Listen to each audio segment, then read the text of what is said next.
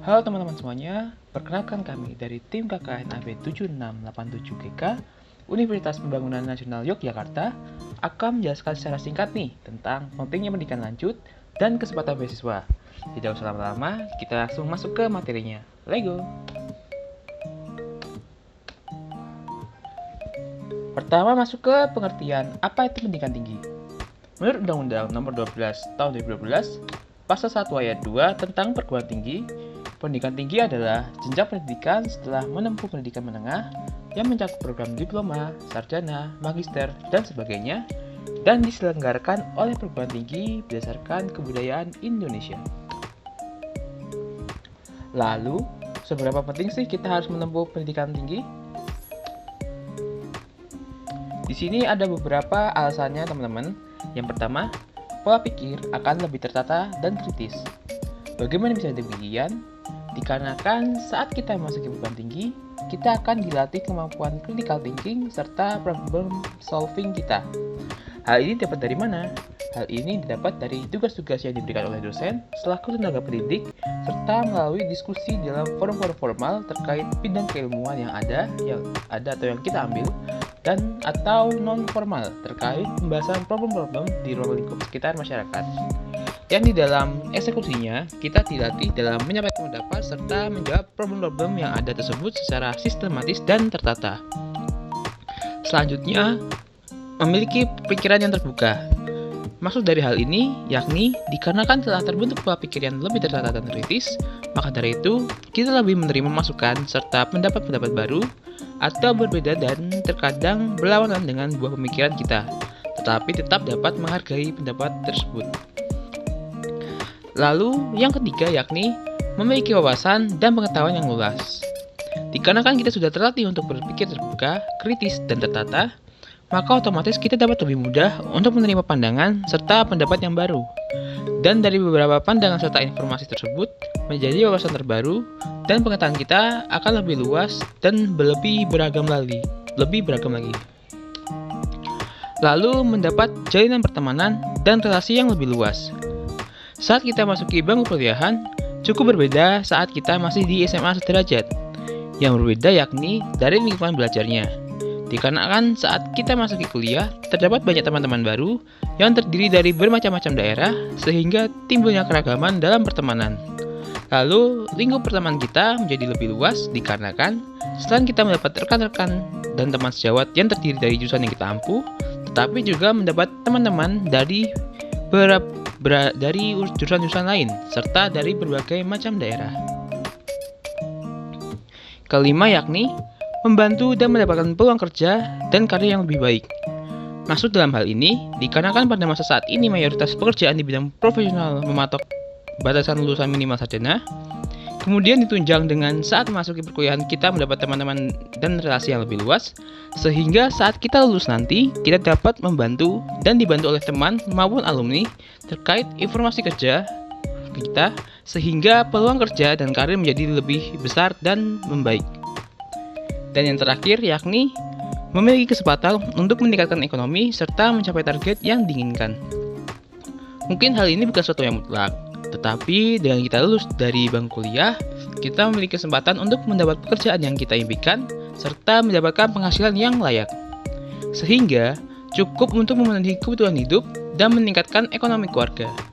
Hal ini dapat baik secara profesional maupun ingin membangun usaha. Selanjutnya, faktor yang mempengaruhi untuk melanjutkan studi lanjut, yakni pertama yakni adalah dengan adanya motivasi untuk dapat masuki perkuliahan. Lalu, memiliki cita-cita profesi yang diimpikan, yang kemudian diimplementasikan melalui masuki jurusan perkuliahan yang sesuai dengan bidang yang diimpikan. Selanjutnya ada kemauan. Jika kita sudah memiliki motivasi dan cita-cita untuk memasuki perkuliahan, tapi perlu adanya kayak kemauan yang tinggi. Dengan adanya kemauan tinggi, maka apa yang kita sudah rencanakan akan segera tereksekusi. Selanjutnya adanya lingkungan sekolah. Lingkungan sekolah memiliki faktor penting di dalam mempengaruhi kita di dalam memotivasi kita untuk memasuki perguruan tinggi. Peran guru dan tenaga pendidik besar di sini untuk mengarahkan anak-anaknya atau anak muridnya untuk dapat bersekolah lanjut. Serta lingkungan pertemanan yang ada di sekolah berdampak pula di dalam menumbuhkan motivasi kita di dalam ingin menempuh pendidikan lanjut. Dan yang terakhir, yakni lingkungan keluarga. Faktor ini cukup krusial di dalam melanjutkan studi, dikarenakan butuhnya peran dukungan dari keluarga di saat kita ingin menempuh studi lanjut, membantu meningkatkan motivasi kita, serta doa dan restu dari orang tua, membantu juga dan menguatkan kita di saat menghadapi dan menjalani perkuliahan. Selanjutnya, apa sih yang perlu dipersiapkan dalam menghadapi bangku perkuliahan? Pertama, yakni dengan terlebih dahulu untuk memotivasi diri kita sendiri untuk berjuang dan berkomitmen masuk ke dalam perguruan tinggi. Yang kedua, tentukan minat dan ketertarikan jurusan. Hal ini sangat penting dikarenakan di dalam dunia perkuliahan ada banyak sekali jurusan-jurusan yang dapat teman-teman ambil. Semisal ada di bidang ekonomi, pertanian, pertambangan, saintek, hukum, seni, ilmu sosial dan politik, dan lain sebagainya. Nah, dari beberapa pilihan tersebut, teman-teman tinggal tentukan aja nih, apa yang sesuai dengan cita-cita kamu. Semisal, teman-teman ingin menjadi dokter, maka masuklah ke jurusan kedokteran. Lalu, jika teman-teman ingin menjadi hakim, pengacara, atau jaksa, masuklah ke jurusan hukum. Atau ingin menjadi arsitek atau insinyur bangunan, bisa teman-teman ambil jurusan arsitektur atau teknik sipil, dan lain sebagainya. Dengan berbagai macam jurusan yang memprovide dari beberapa profesi tertentu. Lalu yang ketiga, cari informasi sebanyak mungkin. Dalam hal ini, teman-teman semua mulai dari sekarang harus sudah tahu nih apa minat, bakat, serta cita-cita dari teman-teman. Dari ketiga hal tersebut, tinggal dicari jurusan perkuliahan yang relevan yang dapat mendukung kamu nih di dalam mencapai target dan impian yang akan kamu capai. Dan jangan lupa, cek juga informasi universitas apa saja yang memprovide jurusan atau prodi yang sesuai dengan minat dan keinginan dari kamu. Lalu yang keempat, persiapkan mental dan fisik. Untuk memasuki bangku perkuliahan, teman-teman sebelum memasuki bangku perkuliahan harus sudah siap fisik dan mental saat ujian seleksi masuk perguruan tinggi, saat perkuliahan, hingga menuju kelulusan. Dikarenakan saat menjalani perkuliahan, teman-teman semua akan terkuras mental dan fisiknya untuk siap belajar dan mengerjakan tugas. Dikarenakan atmosfer lingkungan saat kita masuk perkuliahan sangatlah berbeda dengan saat kita memasuki bangku sekolah SMA sederajat, sehingga dibutuhkan persiapan yang lebih untuk mental dan fisiknya sebelum memasuki bangku perkuliahan. Yang terakhir yakni dengan meminta dukungan dari orang tua. Lalu, jalur-jalur apa aja sih yang bisa masuk untuk menuju perkuliahan? Ada 3 jalur. Yang pertama, bisa melalui jalur SNMPTN, yakni Seleksi Nasional Masuk Perguruan Tinggi. Lalu yang kedua, SBMPTN, yakni Seleksi Bersama Masuk Perguruan Tinggi. Dan yang ketiga, bisa melalui jalur mandiri. Lalu, universitas negeri yang ada di Yogyakarta ini. Yang pertama ada UGM atau Universitas Gadjah Mada. Lalu yang kedua ada UNY, yakni Universitas Negeri Yogyakarta. Lalu ada UPN atau Universitas Pembangunan Nasional Veteran Yogyakarta. Lalu ada ISI, yakni Institut Seni Indonesia. Lalu ada UIN Sunan Kalijaga. Dan ada Universitas Terbuka. Lalu universitas swasta yang ada di Yogyakarta. Di sini ada 5. Yang pertama ada Universitas Islam Indonesia. Lalu ada Universitas Muhammadiyah Yogyakarta. Ada Atma Jaya Yogyakarta. Lalu ada Universitas Sarata Dharma Yogyakarta, dan ada Universitas Ahmad Dahlan Yogyakarta, dan seterusnya. Dan masih banyak universitas swasta-swasta lain yang ada di Yogyakarta. Lalu masuk ke perguruan tinggi kedinasan. Di sini ada contohnya ada AKMIL atau Angkatan Militer. Lalu ada AKPOL atau Akademi Kepolisian. Lalu ada STAN, yakni Politeknik Keuangan Negara, STAN. Lalu ada IPDN, yakni Institut Pemerintahan Dalam Negeri. Lalu ada STIS atau Sekolah Tinggi Ilmu Statistika, dan seterusnya. Masih banyak lagi perkuliahan tinggi kedinasan lainnya. Beasiswa menuju universitas. Saat ini, kecepatan untuk menempuh kuliah di perguruan tinggi semakin besar dan terbuka luas. Dan untuk memasuki bangku perkuliahan, banyak mindset di kebanyakan orang membutuhkan biaya yang sangat besar. Saat ini, banyak alternatif untuk kita dapat memasuki perguruan tinggi dengan biaya yang terjangkau hingga gratis. Salah satunya dengan mendapatkan beasiswa. Lalu, bagaimana sih cara kita agar dapat mendapat beasiswa yang gratis? Yang pertama, rajin cari informasi terkait beasiswa. Banyak program beasiswa yang tersedia dan rutin setiap tahunnya. Beasiswa tersebut bisa dari kampus, negara, maupun dari swasta. Dan informasi beasiswa tersebut bisa teman-teman peroleh melalui berbagai pihak seperti dari kampus, dari organisasi kampus, bisa melalui brosur, atau internet, dan platform sosial media. Bahkan ada juga beasiswa yang sudah disonding informasinya tersebut dari kita masih pelajar SMA melalui bimbingan konseling. Lalu yang kedua, penuhi persyaratan beasiswa.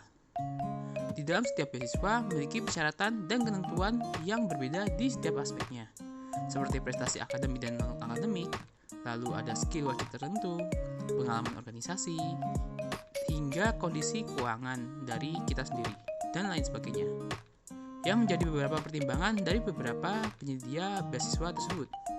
Untuk itu, teman-teman pencari beasiswa harus jeli nih di dalam melihat beberapa kriteria dan persyaratan di dalam beasiswa dan kembali lagi disesuaikan dengan skill, kemampuan, serta kondisi dari teman-teman sendiri apakah cocok atau tidak dengan persyaratan tersebut.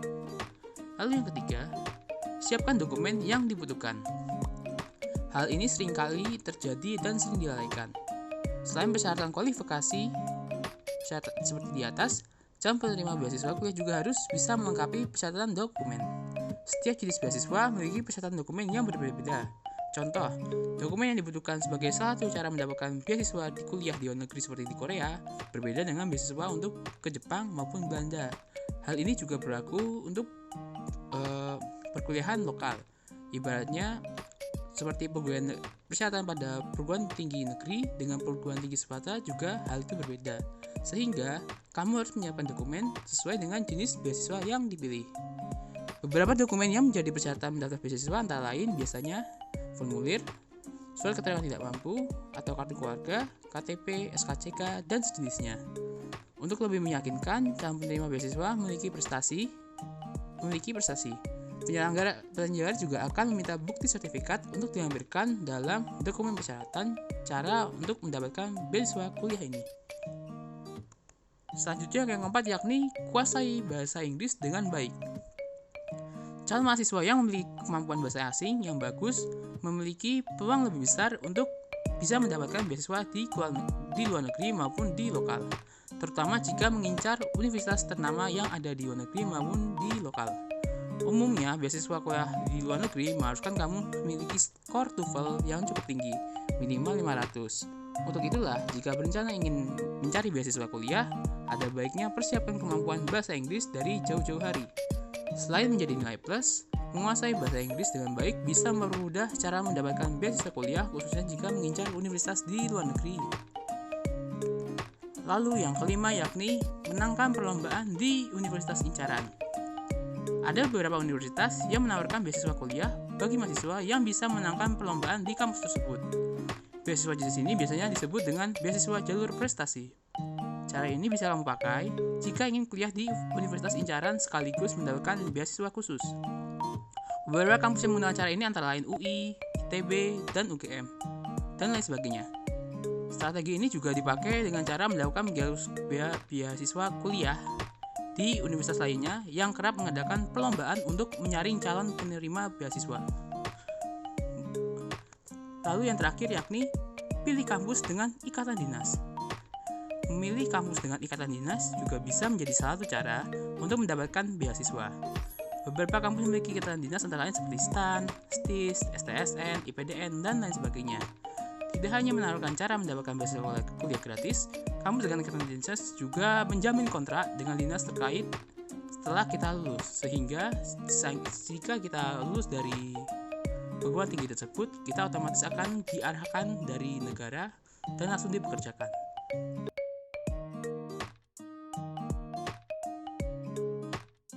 Contoh beasiswa. Bisa diingat sebelumnya kepada teman-teman, persyaratan ini merupakan persyaratan pada tahun 2020 dan persyaratan dari contoh beasiswa yang akan kami sampaikan bisa berubah sewaktu-waktu, sehingga dibutuhkan kebijaksanaan dari teman-teman sendiri untuk mencari terkait informasi dan persyaratan yang up-to-date di internet ya. Oke, lanjut. Di sini ada beasiswa pemerintah yakni BBM PPA atau Beasiswa Bantuan Mahasiswa Peningkatan Prestasi Akademik. PPA sendiri kepanjangan dari Peningkatan Prestasi Akademik. Beasiswa PPA ini merupakan sebuah beasiswa yang diberikan kepada mahasiswa strata D3, D4, atau S1 yang memiliki prestasi akademik yang baik. Beasiswa PPA ini juga salah satu beasiswa yang populer di kampus dan pendaftarannya tidak sedikit. Beasiswa ini tidak hanya terdapat di PTN saja, namun juga tersedia di PTS atau perguruan tinggi swasta.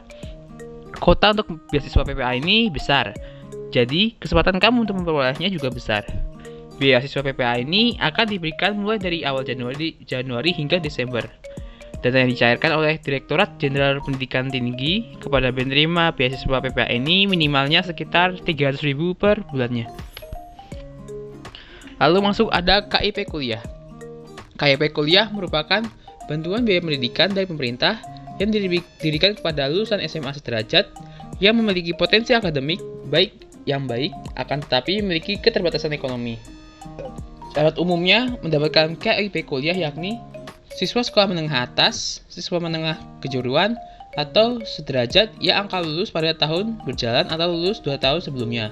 Lalu, memiliki potensi akademik yang baik, tetapi memiliki keterbatasan ekonomi yang didukung bukti dokumen yang sah. Lalu yang ketiga, telah lulus seleksi atau tes penerimaan mahasiswa baru melalui semua jalur penerimaan baik PTN maupun PTS yang terakreditasi. Selanjutnya ada beasiswa Bank Indonesia.